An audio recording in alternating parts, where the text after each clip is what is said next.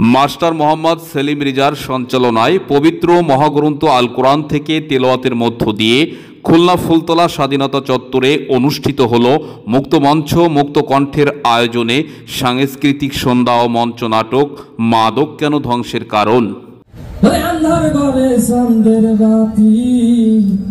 ঝলমল করে ও মিলন আমার তুইও রে, ও মিলন রে।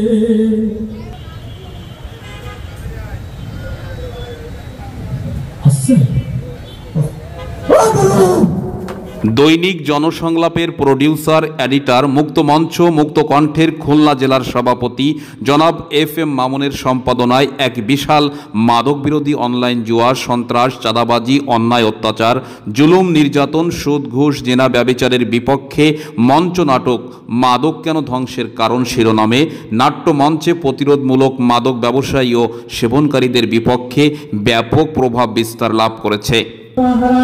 তাদের এই শরীরের অঙ্গ প্রত্যঙ্গের যে জোর, এটা আরো করে দেয়, বিভক্ত করে দেয়।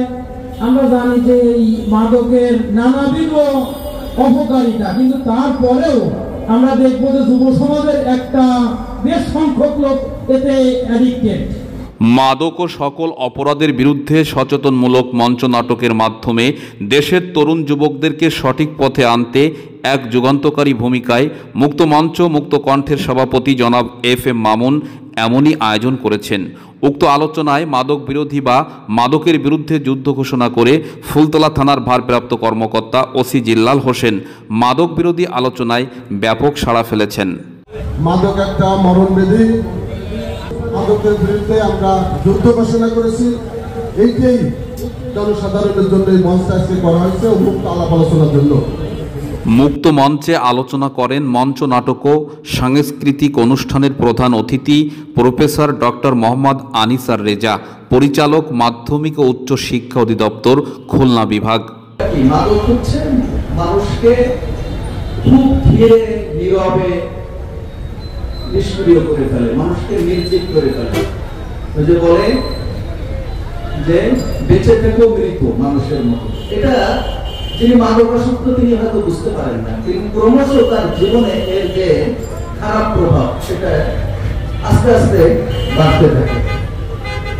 প্রাচীন কাল থেকেই মাদকের ব্যবহার ছিল এবং চিকিৎসা বিজ্ঞানে আমাদের যেটা মেডিকেল সায়েন্স বলি সেখানে মাদকের ব্যবহার ছিল, সেটা মাদক হিসেবে নয়, চিকিৎসার প্রয়োজন।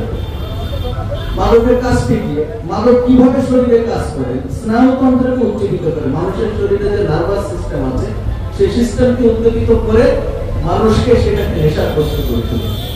এই জন্য অল্প থেকে যারা মাদকাসক্ত হয় সেটা হতে পারে একটা সিগারেট।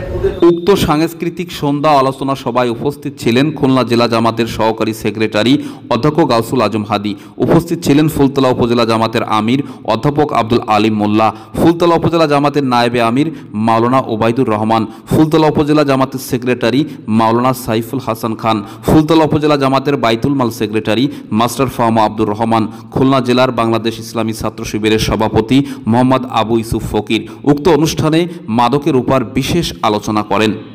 মাদক যারা নেয়, মাদক যারা খায়, তারা মাদকাসক্ত, শুধুমাত্র তাদের দোষ দিয়ে হবে না, এ দোষ আমাদের। আমরা যারা আমাদের সন্তানদেরকে পরিচালনা করছি তাদের অপরাধ রয়েছে, আমরা এখান থেকে ফিরে আসতে হবে। এখানে ভিতরে ভেদাভেদ না থেকে যেন একতা আমরা গড়ে তুলতে পারি এবং সমাজের সকল সচেতন মানুষ ঐক্যবদ্ধভাবে মাদককে না বলি এই স্লোগানকে সামনে রেখে আমরা যেন অগ্রসর হতে পারি। আল্লাহ পাক আমাদেরকে সেই তৌফিক দান করুক। আমিন। ওয়া তৌফিক ইল্লা বিল্লাহ। আসসালামু আলাইকুম ওয়া রাহমাতুল্লাহ। এই মাদক কথাটি বললেই শুধুমাত্র আবেগ দিয়ে শেষ করার নয়, এই মাদক হচ্ছে অসংখ্য মায়ের কান্না। এই মাদকের কারণেই কেঁদে উঠছে অসংখ্য পিতা, আর এই মাদকের কারণেই বিচ্ছেদ হয়ে যাচ্ছে অনেক পরিবার।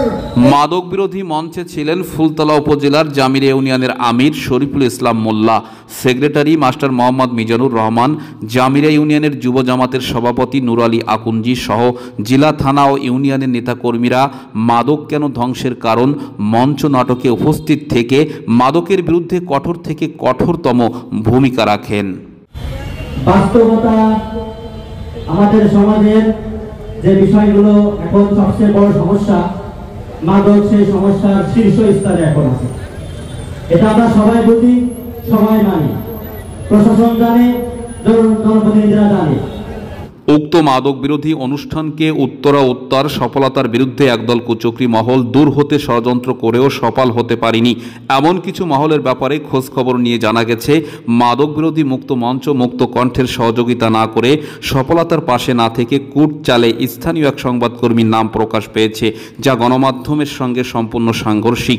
স্থানীয় সংবাদকর্মীদের মুক্ত মঞ্চ মুক্ত কণ্ঠের ব্যানারে দাওয়াতপত্র দিলেও গণমাধ্যমের কর্মীরা সেই মাদক বিরোধী মঞ্চ নাটকের অনুষ্ঠান কাভারেজ না করে গণমাধ্যমের এই পক্ষপাতিত্বজনক সংবাদ প্রচারের ক্ষেত্রে স্বাধীন প্রচারকে ভুলণ্ঠিত করেছে। এমনই অনৈতিক আচরণ গণমাধ্যমের সাথে কোনোভাবেই যায় না।